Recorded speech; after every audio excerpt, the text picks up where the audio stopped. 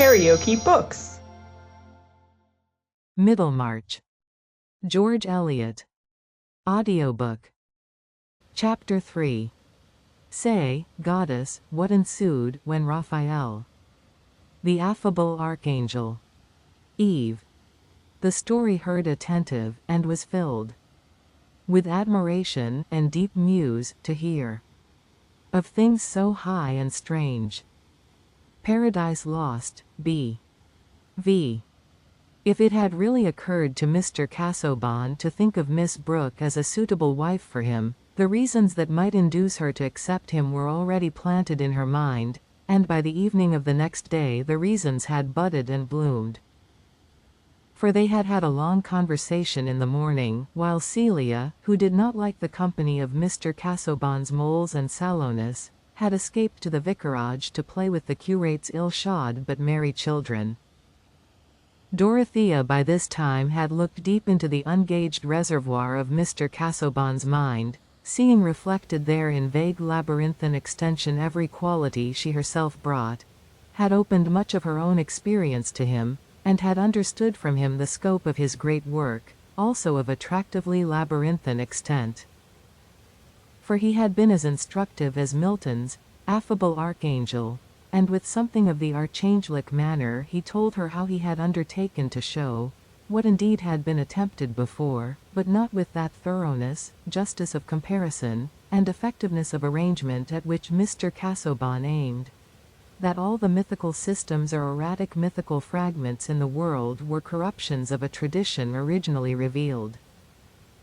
Having once mastered the true position and taken a firm footing there, the vast field of mythical constructions became intelligible, nay, luminous with the reflected light of correspondences. But to gather in this great harvest of truth was no light or speedy work.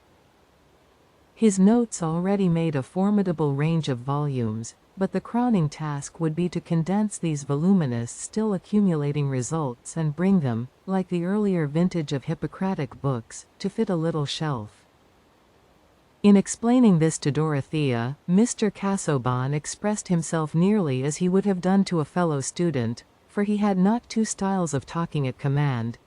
It is true that when he used a Greek or Latin phrase he always gave the English with scrupulous care, but he would probably have done this in any case.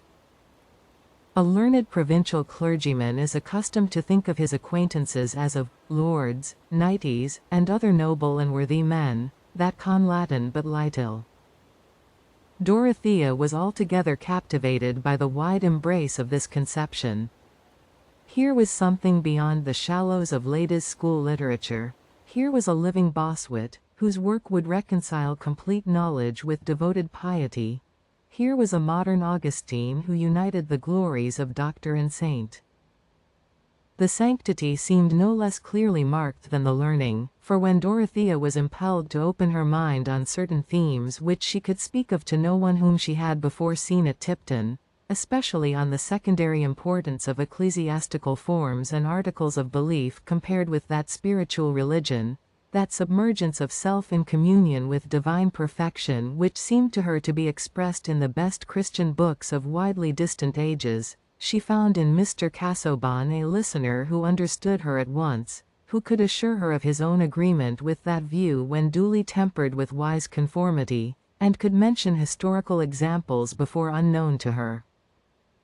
"He thinks with me," said Dorothea to herself, "or rather, he thinks a whole world of which my thought is but a poor twopenny mirror. And his feelings too, his whole experience, what a lake compared with my little pool." Miss Brooke argued from words and dispositions not less unhesitatingly than other young ladies of her age. Signs are small measurable things, but interpretations are illimitable, and in girls of sweet, ardent nature, every sign is apt to conjure up wonder, hope, belief, vast as a sky, and colored by a diffused thimbleful of matter in the shape of knowledge. They are not always too grossly deceived, for Sinbad himself may have fallen by good luck on a true description, and wrong reasoning sometimes lands poor mortals in right conclusions, starting a long way off the true point, and proceeding by loops and zigzags, we now and then arrive just where we ought to be. Because Miss Brooke was hasty in her trust, it is not therefore clear that Mr. Casaubon was unworthy of it. He stayed a little longer than he had intended, on a slight pressure of invitation from Mr. Brooke, who offered no bait except his own documents on machine breaking and rick burning. Mr. Casaubon was called into the library to look at these in a heap, while his host picked up first one and then the other to read aloud from in a skipping and uncertain way, passing from one unfinished passage to another with a "yes, now, but here," and finally pushing them all aside to open the journal of his youthful continental travels. "Look here is all about Greece. Rhamnus, the ruins of Rhamnus. You are a great Grecian, now. I don't know whether you have given much study to the topography. I spent no end of time in making out these things, Helicon, now. Here, now, we started the next morning for Parnassus, the double-peaked Parnassus. All this volume is about Greece, you know," Mr. Brooke wound up, rubbing his thumb transversely along the edges of the leaves as he held the book forward. Mr. Casaubon made a dignified though somewhat sad audience, bowed in the right place, and avoided looking at anything documentary as far as possible, without showing disregard or impatience, mindful that this desultoriness was associated with the institutions of the country, and that the man who took him on this severe mental scamper was not only an amiable host, but a landholder and custos rotulorum. Was his endurance aided also by the reflection that Mr. Brooke was the uncle of Dorothea? Certainly he seemed more and more bent on making her talk to him, on drawing her out, as Celia remarked to herself, and in looking at her his face was often lit up by a smile like pale wintry sunshine. Before he left the next morning, while taking a pleasant walk with Miss Brooke along the gravelled terrace, he had mentioned to her that he felt the disadvantage of loneliness, the need of that cheerful companionship with which the presence of youth can lighten or vary the serious toils of maturity. And he delivered this statement with as much careful precision as if he had been a diplomatic envoy whose words would be attended with results. Indeed, Mr. Casaubon was not used to expect that he should have to repeat or revise his communications of a practical or personal kind. The inclinations which he had deliberately stated on the 2d of October he would think it enough to refer to by the mention of that date, judging by the standard of his own memory, which was a volume where a vitae supra could serve instead of repetitions, and not the ordinary long-used blotting book which only tells of forgotten writing. But in this case Mr. Casaubon's confidence was not likely to be falsified, for Dorothea heard and retained what he said with the eager interest of a fresh young nature to which every variety in experience is an epoch. It was 3 o'clock in the beautiful breezy autumn day when Mr. Casaubon drove off to his rectory at Lowick, only 5 miles from Tipton, and Dorothea, who had on her bonnet and shawl, hurried along the shrubbery and across the park that she might wander through the bordering wood with no other visible companionship than that of Monk, the great street Bernard dog, who always took care of the young ladies in their walks.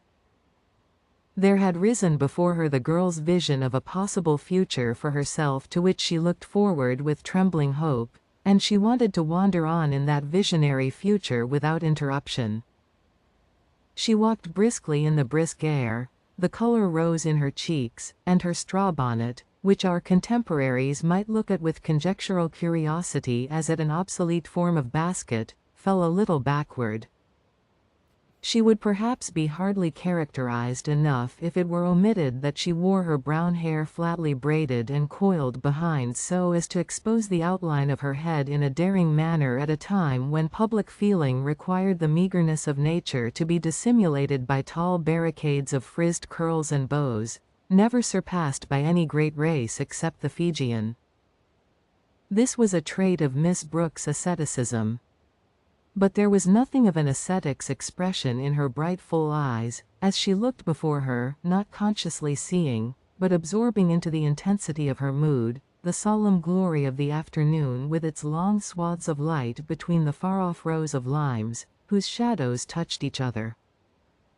All people, young or old, that is, all people in those ante-reform times, would have thought her an interesting object if they had referred the glow in her eyes and cheeks to the newly awakened ordinary images of young love. The illusions of Chloe about Strephon have been sufficiently consecrated in poetry, as the pathetic loveliness of all spontaneous trust ought to be.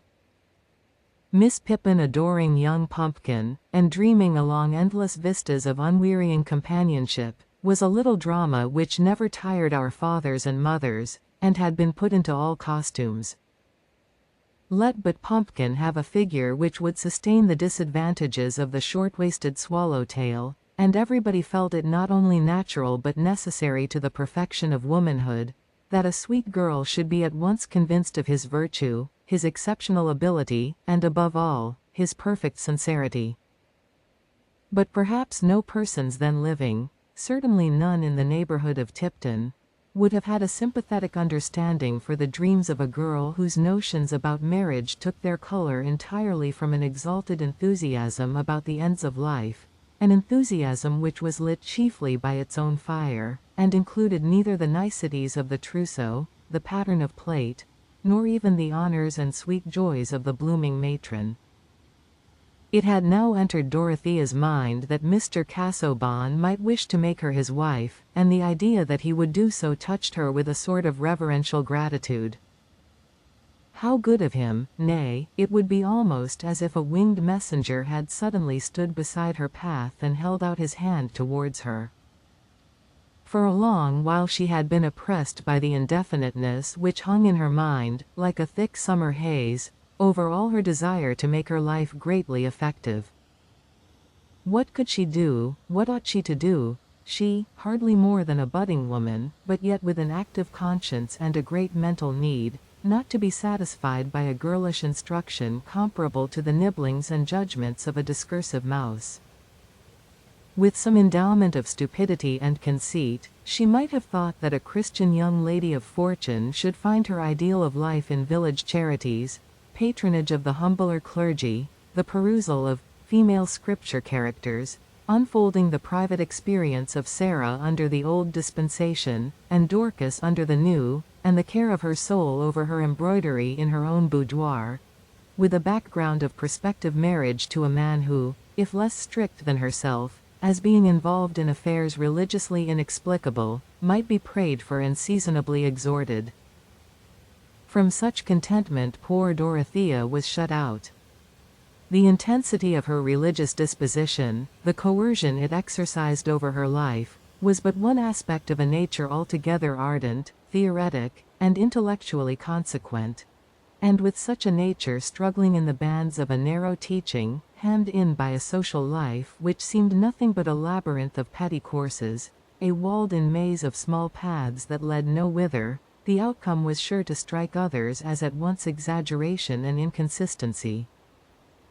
The thing which seemed to her best, she wanted to justify by the completest knowledge, and not to live in a pretended admission of rules which were never acted on. Into this soul hunger as yet all her youthful passion was poured. The union which attracted her was one that would deliver her from her girlish subjection to her own ignorance, and give her the freedom of voluntary submission to a guide who would take her along the grandest path. I should learn everything then, she said to herself, still walking quickly along the bridle road through the wood. It would be my duty to study that I might help him the better in his great works. There would be nothing trivial about our lives. Everyday things with us would mean the greatest things. It would be like marrying Pascal. I should learn to see the truth by the same light as great men have seen it by. And then I should know what to do. When I got older, I should see how it was possible to lead a grand life here, now, in England. I don't feel sure about doing good in any way now. Everything seems like going on a mission to a people whose language I don't know. Unless it were building good cottages, there can be no doubt about that. Oh, I hope I should be able to get the people well housed in Lowick. I will draw plenty of plans while I have time. Dorothea checked herself suddenly with self-rebuke for the presumptuous way in which she was reckoning on uncertain events, but she was spared any inward effort to change the direction of her thoughts by the appearance of a cantering horseman round a turning of the road. The well-groomed chestnut horse and two beautiful setters could leave no doubt that the rider was Sir James Chetham. He discerned Dorothea, jumped off his horse at once, and, having delivered it to his groom, advanced towards her with something white on his arm, at which the two setters were barking in an excited manner. "How delightful to meet you, Miss Brooke," he said, raising his hat and showing his sleekly waving blonde hair. "It has hastened the pleasure I was looking forward to." Miss Brooke was annoyed at the interruption. This amiable baronet, really a suitable husband for Celia, exaggerated the necessity of making himself agreeable to the elder sister. Even a prospective brother-in-law may be an oppression if he will always be presupposing too good an understanding with you, and agreeing with you even when you contradict him. The thought that he had made the mistake of paying his addresses to herself could not take shape. All her mental activity was used up in persuasions of another kind. But he was positively obtrusive at this moment, and his dimpled hands were quite disagreeable. Her roused temper made her color deeply, as she returned his greeting with some haughtiness. Sir James interpreted the heightened color in the way most gratifying to himself, and thought he never saw Miss Brooke looking so handsome. "I have brought a little petitioner," he said, "or rather, I have brought him to see if he will be approved before his petition is offered." He showed the white object under his arm, which was a tiny Maltese puppy, one of nature's most naive toys. "It is painful to me to see these creatures that are bred merely as pets," said Dorothea, whose opinion was forming itself that very moment, as opinions will, under the heat of irritation. "Oh, why?" said Sir James, as they walked forward. "I believe all the petting that is given them does not make them happy. They are too helpless. Their lives are too frail. A weasel or a mouse that gets its own living is more interesting. I like to think that the animals about us have souls something like our own, and either carry on their own little affairs or can be companions to us, like Monk here. Those creatures are parasitic." "I am so glad I know that you do not like them," said good Sir James. "I should never keep them for myself, but ladies usually are fond of these Maltese dogs. Here, John, take this dog, will you?" The objectionable puppy, whose nose and eyes were equally black and expressive, was thus got rid of, since Miss Brooke decided that it had better not have been born. But she felt it necessary to explain. "You must not judge of Celia's feeling from mine. I think she likes these small pets. She had a tiny terrier once, which she was very fond of. It made me unhappy, because I was afraid of treading on it.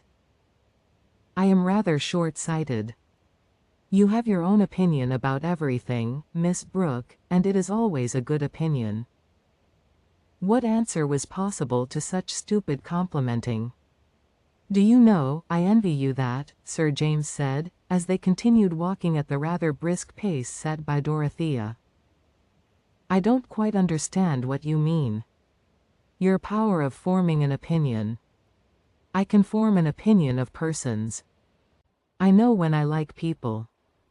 But about other matters, do you know, I have often a difficulty in deciding. One hears very sensible things said on opposite sides. Or that seem sensible. Perhaps we don't always discriminate between sense and nonsense." Dorothea felt that she was rather rude. "Exactly," said Sir James. "But you seem to have the power of discrimination. On the contrary, I am often unable to decide. But that is from ignorance. The right conclusion is there all the same, though I am unable to see it. I think there are few who would see it more readily. Do you know, Lovegood was telling me yesterday that you had the best notion in the world of a plan for cottages. Quite wonderful for a young lady, he thought. You had a real genius, to use his expression.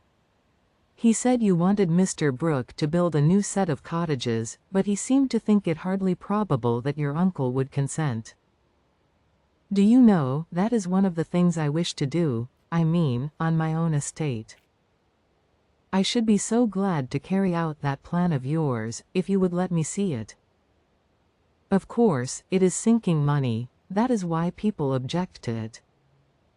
Laborers can never pay rent to make it answer. But, after all, it is worth doing. Worth doing. Yes, indeed, said Dorothea, energetically, forgetting her previous small vexations.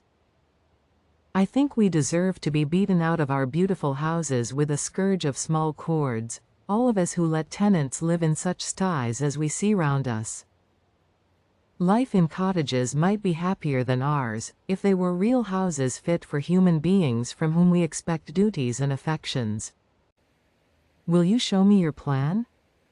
Yes, certainly. I dare say it is very faulty.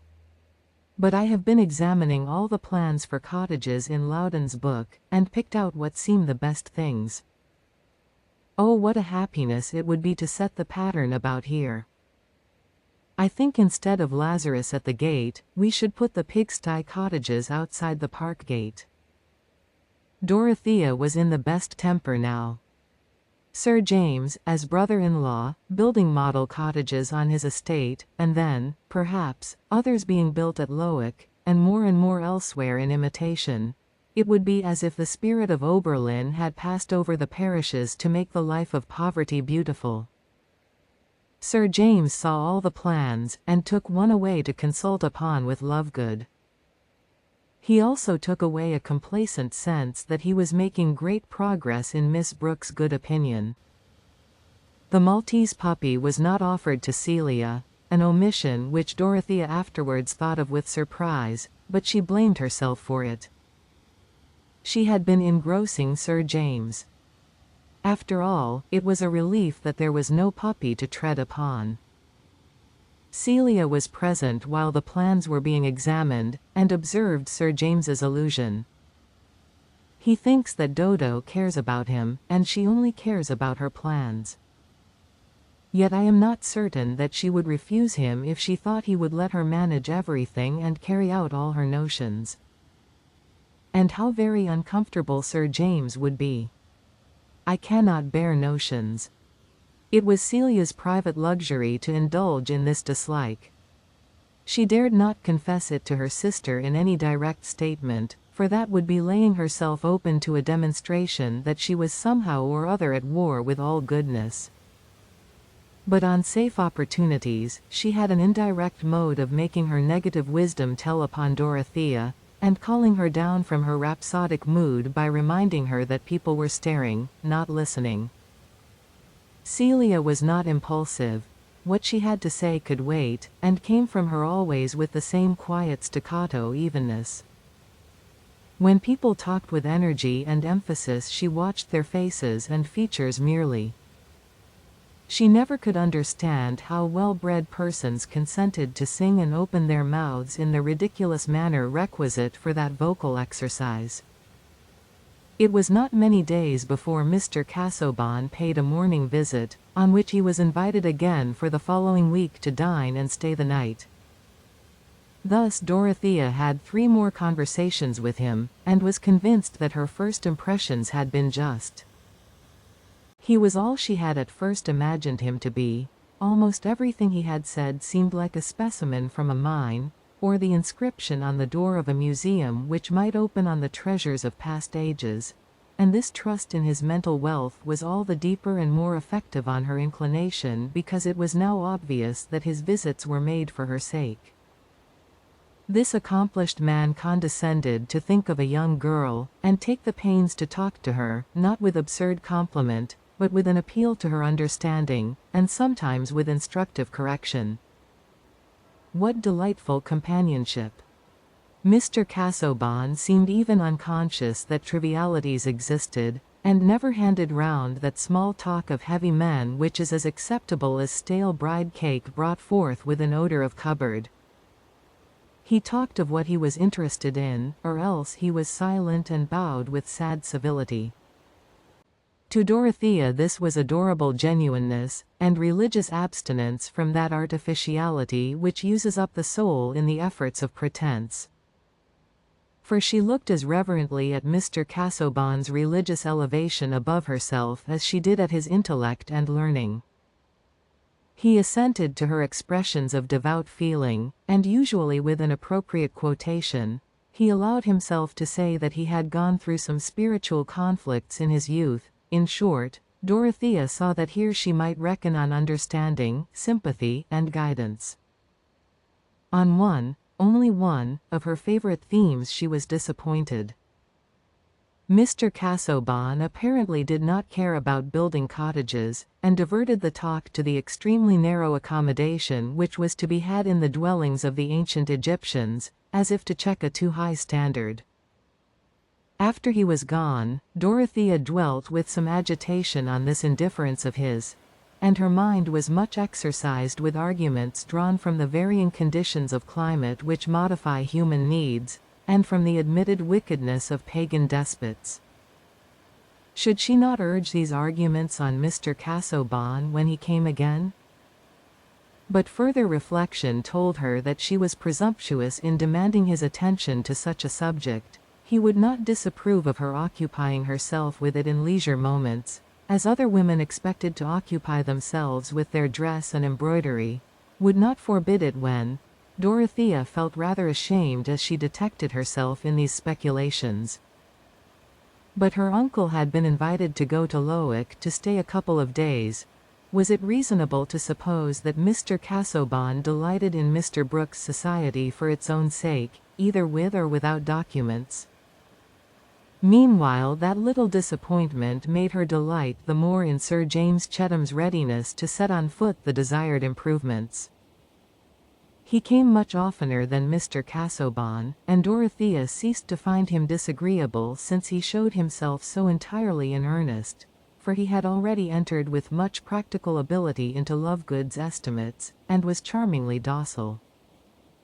She proposed to build a couple of cottages, and transfer 2 families from their old cabins, which could then be pulled down, so that new ones could be built on the old sites.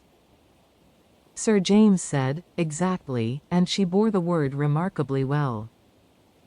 Certainly these men who had so few spontaneous ideas might be very useful members of society under good feminine direction, if they were fortunate in choosing their sisters-in-law.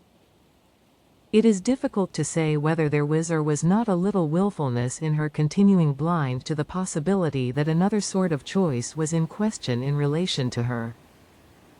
But her life was just now full of hope and action. She was not only thinking of her plans, but getting down learned books from the library and reading many things hastily, that she might be a little less ignorant in talking to Mr. Casaubon, all the while being visited with conscientious questionings whether she were not exalting these poor doings above measure and contemplating them with that self-satisfaction which was the last doom of ignorance and folly.